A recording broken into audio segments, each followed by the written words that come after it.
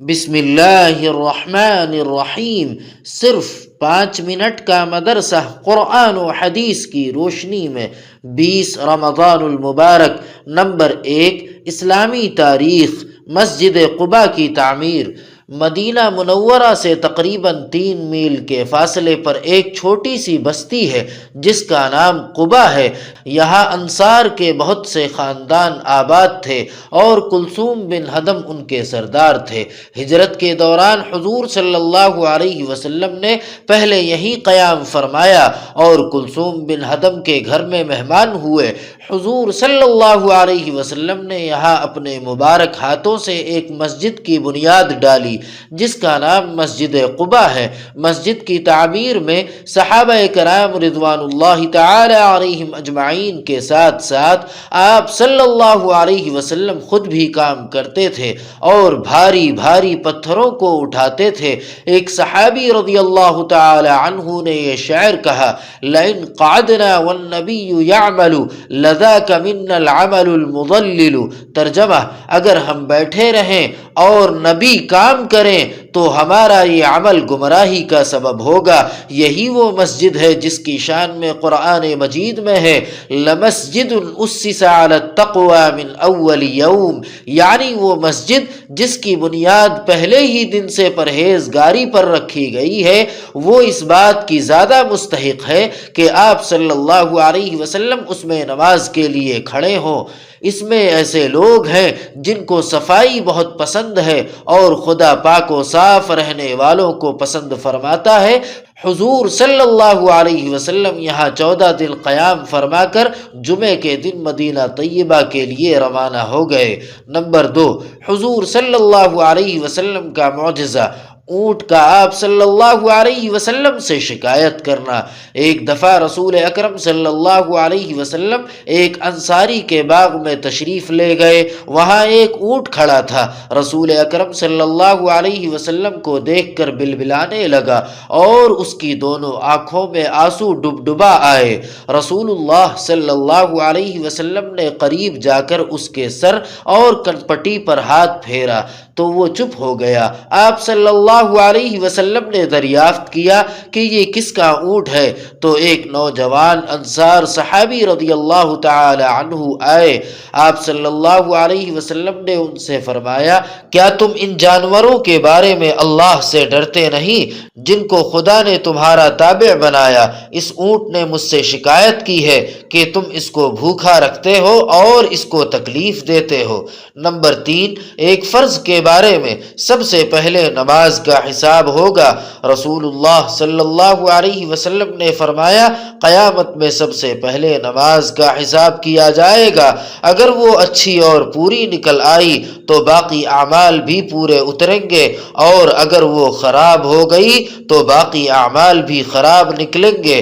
Number 4، ایک سنت کے بارے میں، نیا لباس پہننے کی دعا۔ رسول اللہ صلی اللہ علیہ وسلم نے فرمایا: جو بندہ نیا کپڑا پہنے اور کہے الحمدللہ الذی کسانی ما اواری بہ عورتی واتجمل بہ فی حیاتی۔ ترجمہ: تمام تعریفیں اس اللہ کے لیے ہیں جس نے مجھے وہ لباس عطا فرمایا جس سے میں اپنا جسم چھپاتا ہوں اور اپنی زندگی میں زیب و زینت حاصل کرتا ہوں۔ پھر اس دعا کو پڑھنے کے بعد پرانا لباس صدقہ کر دے تو وہ زندگی میں اور مرنے کے بعد اللہ تعالی کی حفاظت و امانت میں رہے گا۔ نمبر 5، ایک اہم عمل کی فضیلت، صدقہ مصیبتوں کو دور کرتا ہے۔ رسول اللہ صلی اللہ علیہ وسلم نے فرمایا: صدقہ مصیبت کے 70 دروازے بند کر دیتا ہے۔ ایک دوسری حدیث میں ہے کہ آپ صلی اللہ علیہ وسلم نے فرمایا: صدقہ اللہ تعالی کے غصے کو ٹھنڈا کرتا ہے اور بری موت سے بچاتا ہے۔ نمبر 6، ایک گناہ کے بارے میں، جھوٹی تہمت لگانا۔ قرآن کریم میں اللہ تعالی فرماتا ہے: جو لوگ مسلمان مردوں اور مسلمان عورتوں کو بغیر کسی جرم کے تہمت لگا کر تکلیف پہنچاتے ہیں تو یقیناً وہ لوگ بڑے بہتان اور کھلے گناہ کا بوجھ اٹھاتے ہیں۔ نمبر 7، دنیا کے بارے میں، دنیاوی زندگی ایک دھوکہ ہے۔ قرآن کریم میں اللہ تعالی فرماتا ہے اے لوگوں بے شک اللہ تعالی کا وعدہ سچا ہے، پھر کہیں تم کو دنیاوی زندگی دھوکے میں نہ ڈال دے اور نہ ہی تم کو دھوکے باز شیطان کسی دھوکے میں نہ ڈال دے۔ یقیناً شیطان تمہارا دشمن ہے، تم بھی اسے اپنا دشمن ہی سمجھو، وہ تو اپنے گروہ کے لوگوں کو اس لیے بلاتا ہے کہ وہ بھی دوزخ والوں میں شامل ہو جائیں۔ نمبر 8، آخرت کے بارے میں اللہ کا اہل جنت سے کلام۔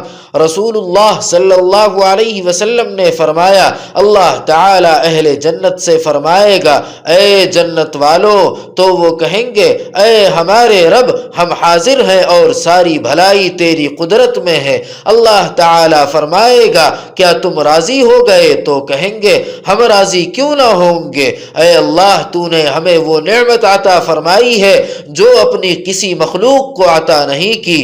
اللہ تعالی فرمائے گا کیا میں تمہیں اس سے بھی بہتر نعمت عطا کر دوں؟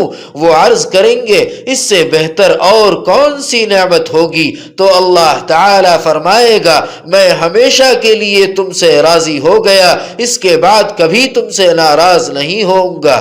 نمبر 9، طب نبوی سے علاج، ختنہ کے فوائد۔ رسول اکرم صلی اللہ علیہ وسلم نے فرمایا 5 چیزیں فطرت میں سے ہیں، ان میں سے ایک ختنہ کرنا ہے۔ فائدہ، ختنہ کرنے سے شرمگاہ کے کینسر، ایکزیما اور گردے کی پتھری جیسی بیماریوں سے حفاظت ہوتی ہے۔